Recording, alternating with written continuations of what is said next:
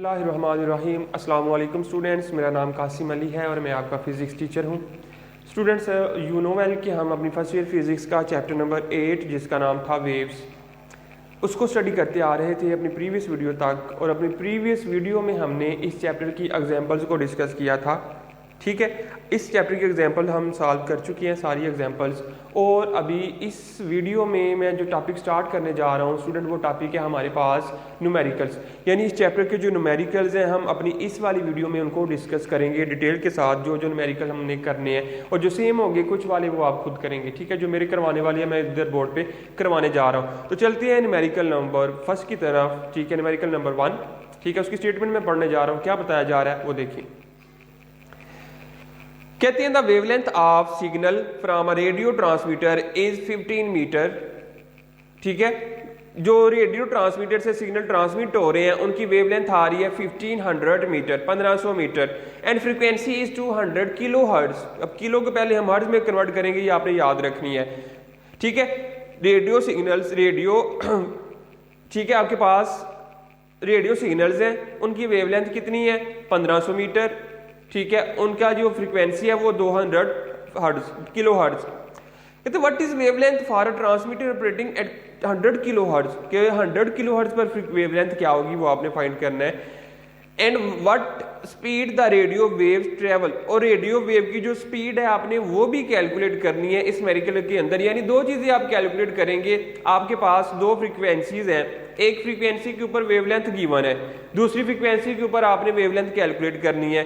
और दूसरी तरफ दूसरी बात जो आपने कैलकुलेट करनी है वो ये है कि आपके पास जो रेडियो वेव्स हैं, ये रेडियो सिग्नल्स हैं, ट्रैवल कर रहे हैं, मूव कर रहे हैं, किस स्पीड के साथ मूव कर रहे हैं, आपने ये भी कैलकुलेट करनी है। ठीक है, तो ये स्टूडेंट हमारे पास एक सिंपल सा न्यूमेरिकल होगा, इतना डिफिकल्ट या टर्निंग पॉइंट्स वाला नहीं है। चलते हैं इसके गिवन डाटा की तरफ। तो गिवन डाटा में बताया जा रहा है वेवलेंथ ऑफ सिग्नल। ठीक है, पहले वेवलेंथ दी हुई है, wavelength is equal to lambda 1, वो आपके पास आ रही थी 1500 मीटर। ठीक है, उसके बाद फ्रीक्वेंसी थी इज इक्वल टू F1, आप कह लें उसको। F1 आपने के पास ही 200 किलो हर्ट्ज, यानी 200 इंटू 10 की पावर 3 साथ आ जाएगा हर्ट्ज। ठीक है, ये आपके पास फ्रीक्वेंसी थी। अब फ्रीक्वेंसी, दूसरी फ्रीक्वेंसी आपने नहीं लेनी है, वो आपके पास F2 is equal to 1000 kilo hertz is equal to 1000 into 10 की पावर 3 हर्ट्ज। ठीक है, 1000 इंटू 10 की पावर 3 हर्ट्ज, ये आपके पास आ जाएगा। अब टू फाइंड, यानी आप फाइंड क्या करना जा रहे हैं इसके अंदर, टू फाइंड आपके पास क्या आएगा। टू फाइंड आपने दो चीजें फाइंड करनी है, एक तो वेवलेंथ फाइंड करनी है। ठीक है, wavelength for the transmitter number 1, speed of radio waves, wavelength of transmitter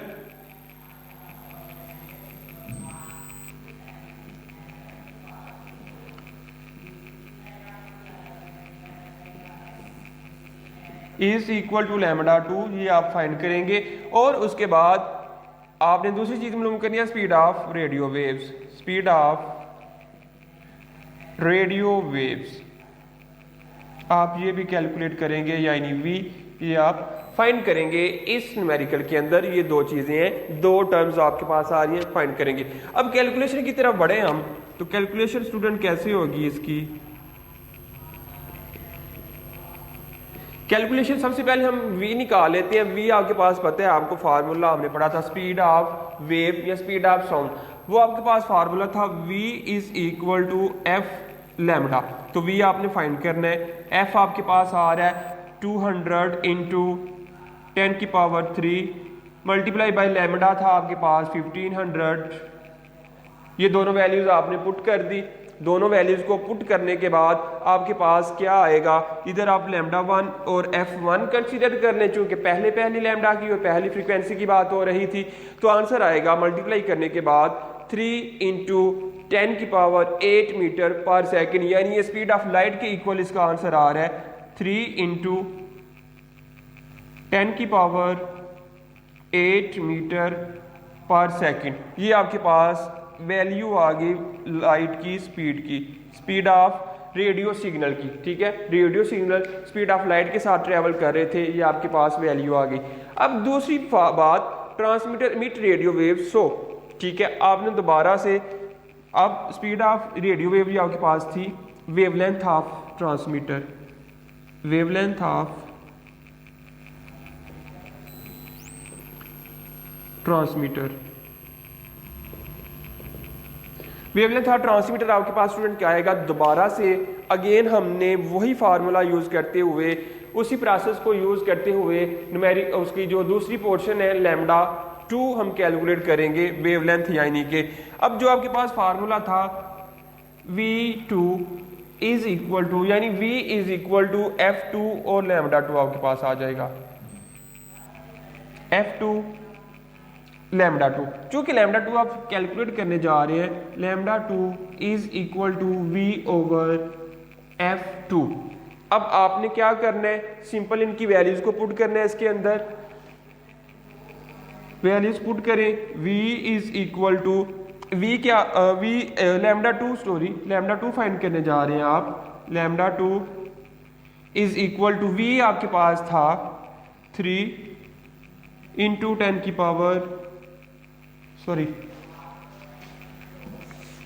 आपके पास जो V की वैल्यू आ रही है वो आ रही है 3 इंटू 10 की पावर 8 डिवाइडेड बाय, उसके बाद आपके पास F2 यानी फ्रीक्वेंसी दूसरी जो दी हुई थी वो थी आपके पास 1000 इंटू 10 की पावर 3, यानी लैम्डा 2 का जो आंसर आएगा स्टूडेंट्स, 3 को अगर आप इस पे 1000 से डिवाइड करें आपके पास आंसर क्या आ जाएगा, 3 इंटू 10 की पावर 2, 3 इंटू 10 की पावर 2 मीटर, ये आपके पास आएगा। या आप ये भी कह सकते हैं lambda 2 is equal to 300 metre, ये आपके पास वैल्यू आ गई वेवलेंथ की। जब आपके पास ट्रांसमीटर की जो फ्रीक्वेंसी है वो आपके पास हो 1000 kilo hertz, 1000 kilo hertz wavelength है, यानी फ्रीक्वेंसी बड़ी है, ज़्यादा आ रही है, तो आपके पास जो वेवलेंथ है वो कम हो जाएगी, क्योंकि we know that frequency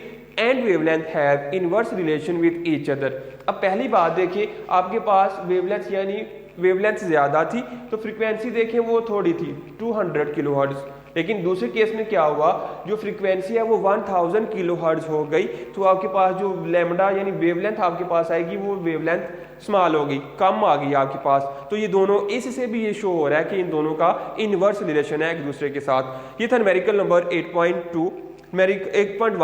8.2 student हम नहीं करने जा रहे क्योंकि अभी वो थोड़ा सा मेथड उसका सेपरेट है, उसको बाद में डिस्कस करेंगे हम। पहले न्यूमेरिकल हम देखेंगे 8.3, ठीक है। 8.1 के बाद न्यूमेरिकल नंबर 8.3 को भी मैं डिस्कस करने जा रहा हूँ। 8.3 के लिए जो गिवन डाटा है हम उसको डिस्कस करेंगे और बाकी सारा न्यूमेरिकल सॉल्व करेंगे।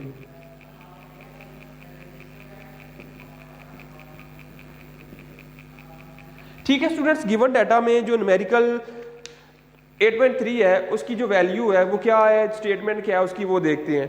कहते हैं a stationary wave is established in a string, कि एक स्ट्रिंग के अंदर स्टेशनरी वेव को इस्टेब्लिश किया गया है, प्रोड्यूस करवाई गई है, विच इज 120 सेंटीमीटर लॉन्ग, ठीक है। उसकी जो लेंथ आ रही है 120 सेंटीमीटर आ रही है, and fixed at both ends, और दोनों एंड के ऊपर फिक्स्ड है, ठीक है। यानी जो हमने लास्ट वाला टॉपिक पढ़ा था stretch string, stationery waves in a stretched string, उसका ये रिलेटेड न्यूमेरिकल आपके पास आ रहा है, वही फार्मूला आपने यूज करना है। कहते हैं the string vibrates in 4 segment, कि स्ट्रिंग जो है वो 4 सेगमेंट में वाइब्रेट कर रही है, यानी 4 लूप्स बन रही हैं उसकी, at a frequency of 120 hertz, जो फ्रीक्वेंसी की वैल्यू है वो 120 हर्ट्ज है। Determine its wavelength and fundamental frequency, आपने क्या करना है, इसकी वेवलेंथ कैलकुलेट करनी है और इसकी जो फंडामेंटल फ्रीक्वेंसी यानी फिर से फ्रीक्वेंसी जो नंबर 1 पहली फ्रीक्वेंसी जो होती है आपने वो कैलकुलेट करनी है। तो गिवन डाटा में स्टूडेंट कहते हैं क्या आपके पास आ रहा है, लेंथ ऑफ स्ट्रिंग, पहले आपके पास क्या है, length of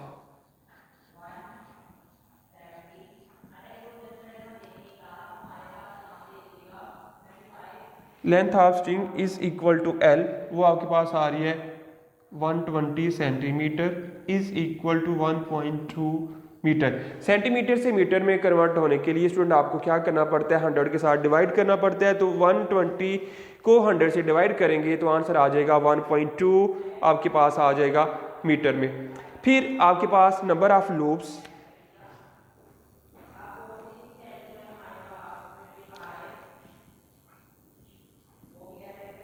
is equal to N, वो आपके पास आ रहा है 4, ठीक है। 4 लूप्स बन रही है इसके अंदर। फिर फ्रीक्वेंसी, ठीक है, in 4 segments, frequency in 4 segments,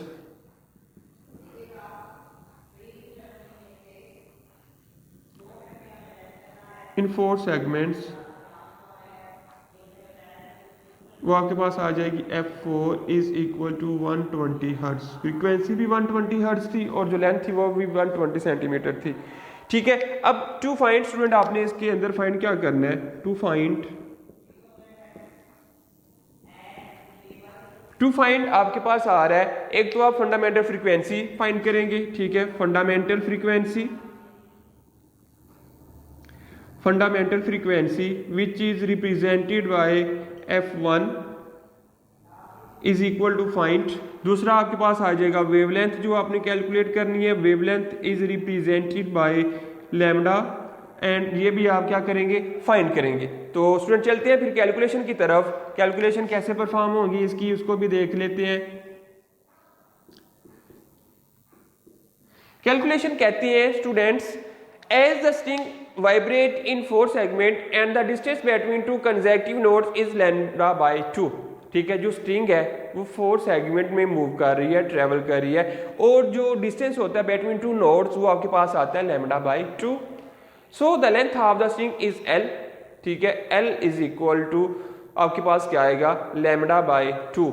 L is equal to lambda by 2, तो इधर से अगर आप लैम्डा निकालेंगे तो आपके पास आंसर आएगा L ओवर 2, ठीक है। L is equal to lambda by 2, यानी अब आपके पास कहते हैं जो लैम्डा का आंसर आ रहा है, ठीक है, डिस्टेंस बिटवीन नोड्स, क्या आपके पास आ रहा है, distance between nodes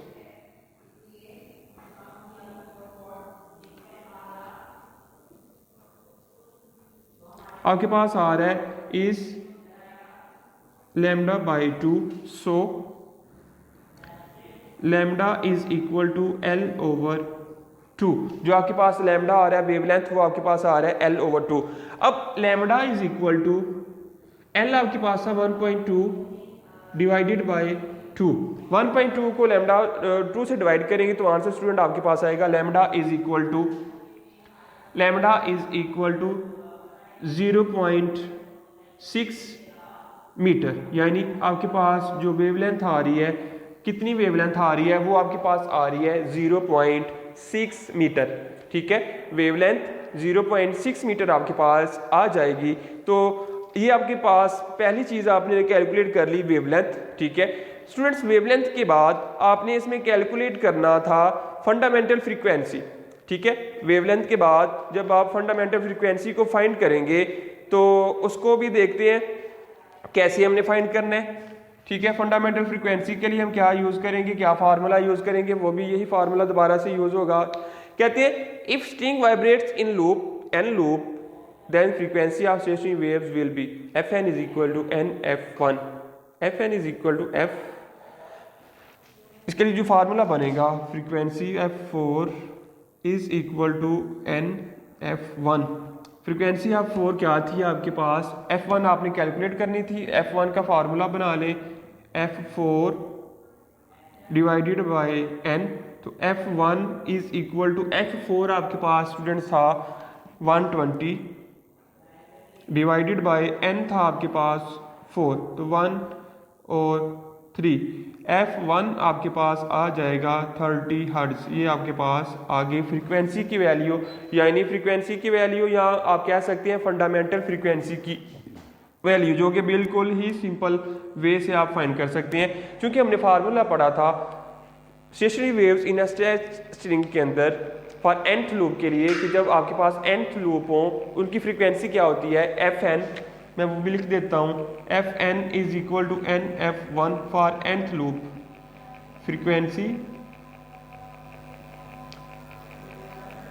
for nth loop,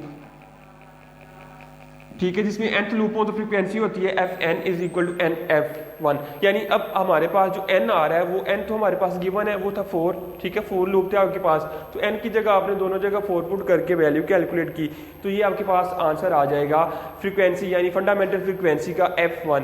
इसमें आपने लैम्डा वेवलेंथ निकाली थी, वो भी निकल आई। दूसरा फ्रीक्वेंसी f1 निकालनी थी यानी फंडामेंटल फ्रीक्वेंसी, वो भी आपके पास निकल आई है। तो ये था स्टूडेंट हमारे पास सिंपल सा न्यूमेरिकल नंबर 8.3। अब न्यूमेरिकल नंबर 8.4 की तरफ मूव ऑन करते हैं। न्यूमेरिकल नंबर 8.4 में क्या बताया जा रहा है उसको डिस्कस करेंगे अब हम।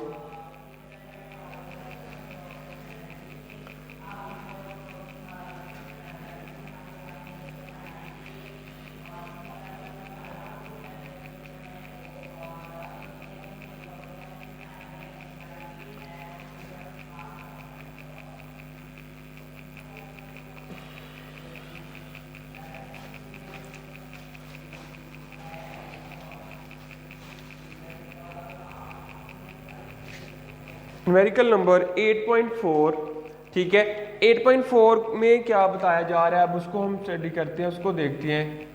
8.4 कहते हैं the frequency of the note emitted by a stretch string is 300 hertz, कि एक नोट था आपके पास, उसकी स्ट्रिंग को आपने खींचा, उसकी फ्रीक्वेंसी कितनी बन गई 300 hertz. What will be the frequency of this note. अब इस नोट की फ्रीक्वेंसी क्या होगी कब the length of wave is reduced by 1/3 without changing the tension. Tension को चेंज किए बगैर आपने जो लेंथ थी रस्सी की उसको 1/3 कम कर दिया, पहली बात। दूसरी बात, the tension is increase bye 1/3 without changing the length of the wire. Changing the length of wire को इंक्रीज करने से के अलावा करने बगैर आपने टेंशन को 1/3 इंक्रीज किया। पहली बात क्या थी, आपने लेंथ को 1/3 कम किया टेंशन को चेंज किए बगैर। दूसरी बात, टेंशन को आपने बढ़ाया 1/3 कब, लेंथ को चेंज किए बगैर। दो चीज़ें हैं, दोनों के लिए आपने फ्रीक्वेंसी कैलकुलेट करनी है। तो एक सिंपल सा न्यूमेरिकल इतना टफ नहीं है, बिल्कुल आसान सा है, आपको समझ भी आएगी अच्छी तरह से। तो चलते हैं स्टूडेंट्स इसके गिवन डाटा की तरफ।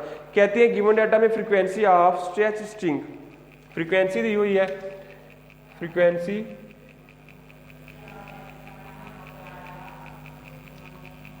of stretched string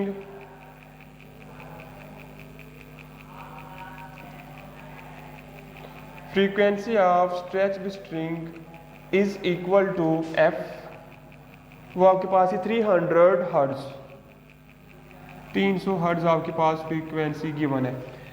दूसरी चीज कहते हैं आपने फाइंड क्या करना है, टू फाइंड, गिवन सिर्फ हमारे पास फ्रीक्वेंसी थी, अब आपने टू फाइंड लिखना है। मालूम क्या करने जा रहे हैं, to find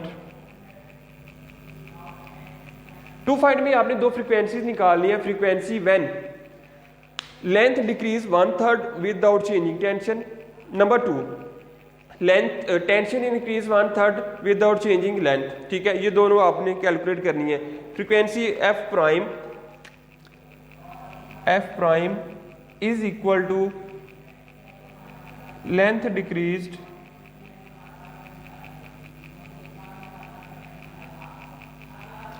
F double prime tension increased for tension increased 1/3। आप ये भी लिख रहे साथ 1/3 लेंथ डिक्रीज हुई और 1/3 ही टेंशन इंक्रीज हुई। इन दोनों सिचुएशन के लिए आपने सेपरेटली इनकी फ्रीक्वेंसीज को कैलकुलेट करना है, ठीक है स्टूडेंट। अब पहली बात अगर हम देखें नंबर 1, इसको ए कह लें, कहते हैं when length of wave is reduced by 1/3 without changing the tension. When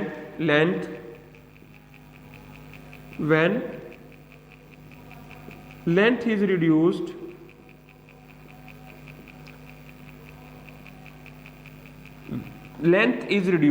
without 1/3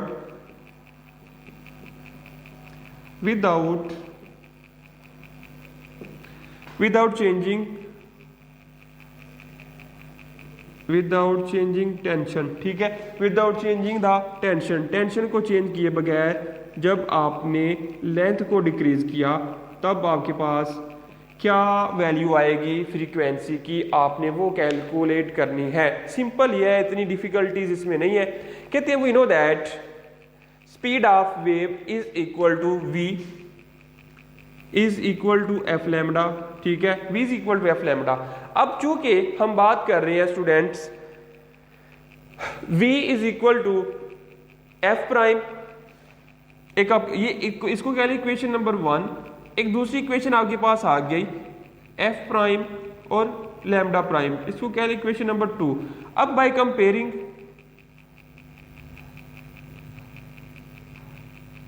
one and two, दोनों को कंपेयर करें तो आपके पास आएगा F prime V prime is equal to F lambda, F prime lambda prime is equal to F lambda.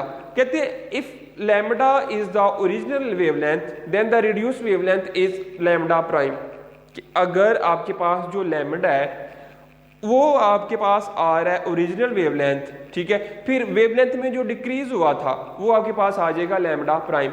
If यानी दो lambda, एक लैम्डा आ रहा है आपके पास, एक लैम्डा प्राइम आ रहा है। कहते हैं जो लैम्डा ये वाला था ओरिजिनल वाला सिंपल, वो आपके पास ओरिजिनल वेवलेंथ थी, तो फिर वेवलेंथ में जो रिड्यूस हुआ यानी कमी हुई उसके बाद वो क्या होगी, आपने व्हेन वेवलेंथ ऑफ, ठीक है, ये इधर वेवलेंथ आना था,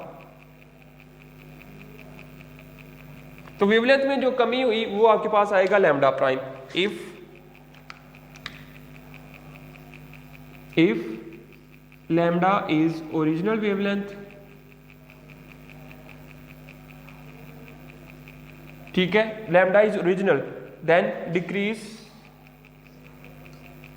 lambda prime is changed wavelength, ठीक है, lambda is original wavelength and lambda prime is decreased wavelength. तो अब आपने क्या निकाला था, डिक्रीज निकालना था ना, डिक्रीज के लिए जो वैल्यू यूज करनी थी आपने वो कैलकुलेट करनी थी।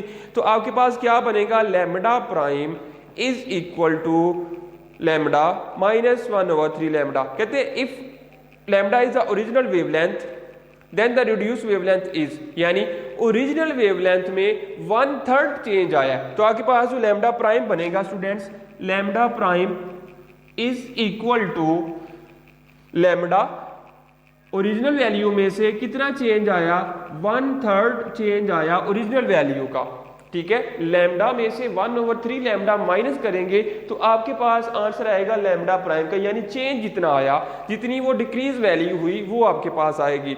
तो अब आपने क्या करना है, अगर एलसीएम लें इनका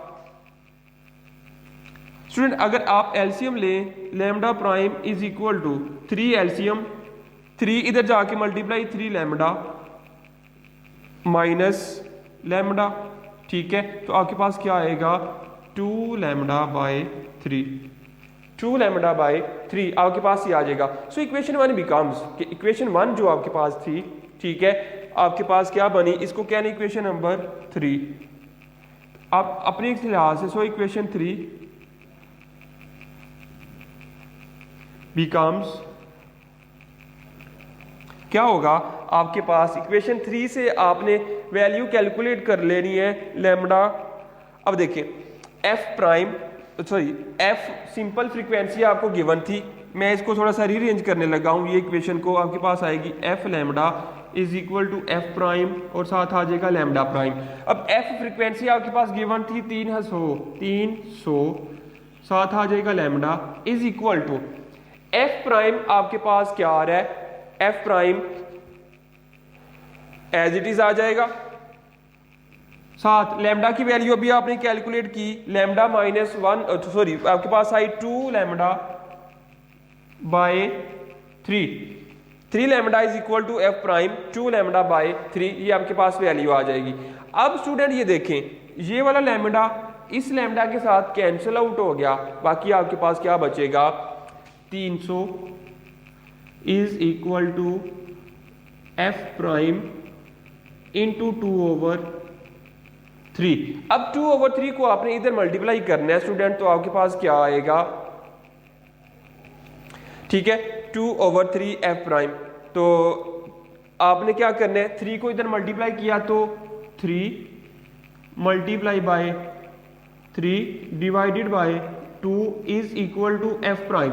ठीक है, तो आपके पास वैल्यू क्या बनेगी? अब स्टूडेंट आंसर क्या आएगा वो भी देख लेते हैं। सिंपल सा आएगा, सिंपल सा मेथड है, अब इतना डिफिकल्ट नहीं है।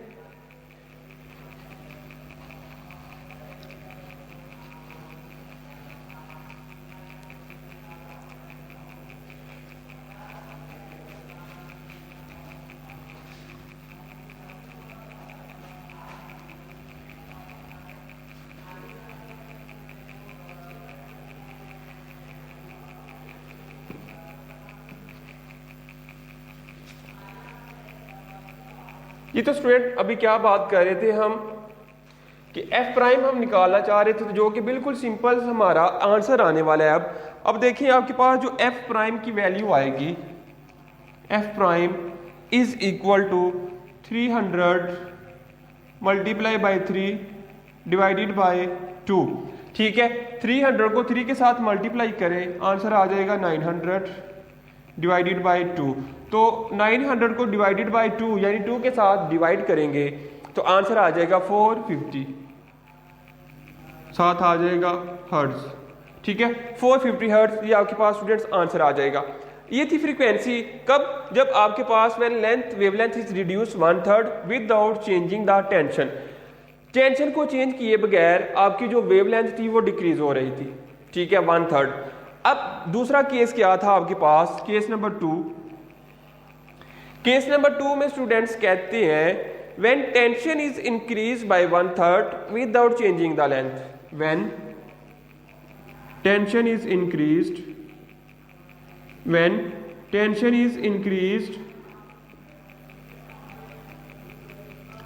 by 1/3 by 1/3 without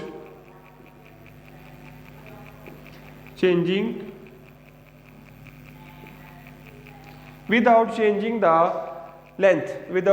the length, length को चेंज किए बगैर आपके पास जो चेंज आया टेंशन में, और वो चेंज था इंक्रीज का 1/3। वो क्या आया? वो जो चेंज आया था उस वक्त आपने वैल्यू कैलकुलेट करनी है फ्रीक्वेंसी के लिए। वो कैसे कैलकुलेट करेंगे आप वो देख लें।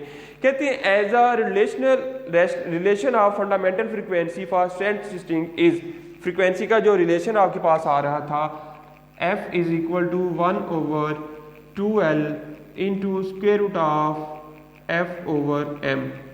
ये आपके पास एक रिलेशन हमने पढ़ा। ठीक है, इसको इक्वेशन नंबर 4। ठीक है, अब इस वैल्यू की मदद से आपने फ्रीक्वेंसी निकालनी है, तो इसके लिए आपने क्या करना है? पहले f की वैल्यू निकालेंगे, फिर m की, फिर l की, ये सारी वैल्यूज को कैलकुलेट करना है। आपने कैसे करेंगे वो देखते हैं। कहते हैं tension is increase by 1/3f, then when tension is increased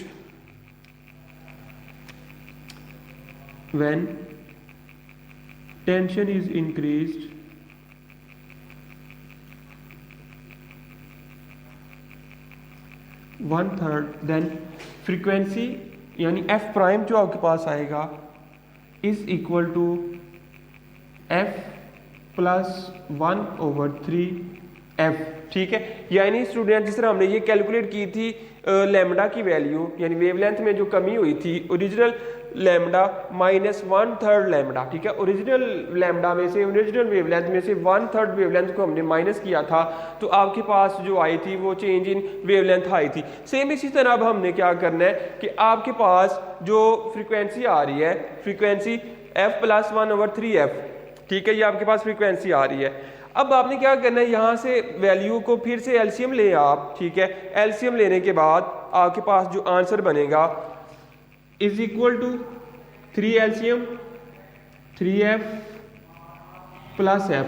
तो स्टूडेंट्स आपके पास जो आंसर आएगा, आंसर आपके पास आ रहा है f prime is equal to 4f/3। ठीक है, ये f प्राइम की वैल्यू आपके पास आ जाएगी 4/3 इंटू f। ठीक है, अब f डबल प्राइम हमने निकालना था। f double prime is equal to 1/2l divided multiply by f double prime over m। ठीक है, ये आपके पास वैल्यू आ जाएगी। इसके लिए सिंगल प्राइम आएगा।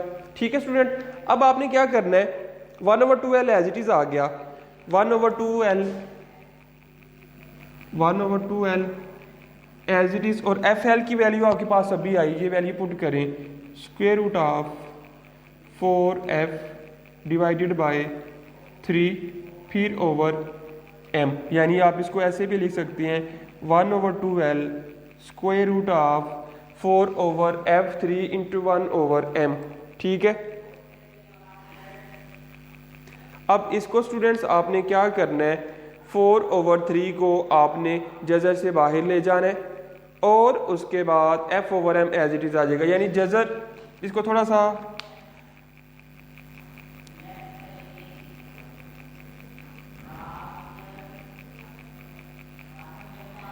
सा चेंज करके लिखें, यानी 1/2l 4/3 ये जजर के अंदर आ रहे थे, 4/3 जजर हमने बाहर लिख लिया, बाकी आपने क्या करना है 1/2l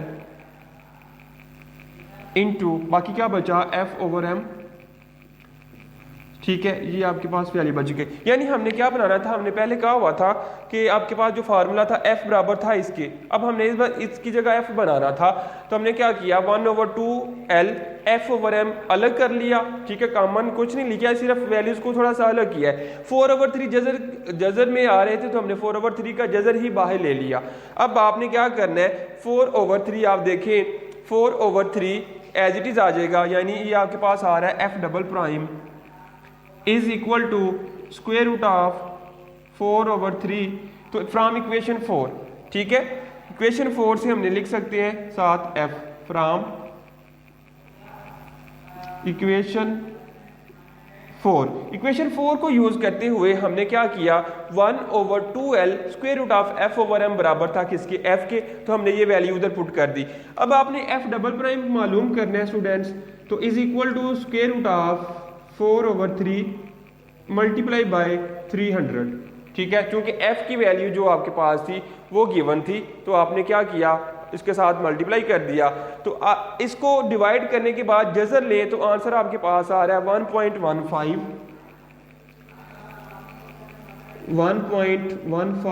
मल्टीप्लाई बाय 300। ठीक है, 4/3 को डिवाइड करें आपस में, डिवाइड करने के बाद जजर ले लें उस आंसर का, तो आपके पास आंसर आ जाएगा 1.15। अब इन दोनों को मल्टीप्लाई करेंगे तो आंसर आएगा 346 हर्ट्ज।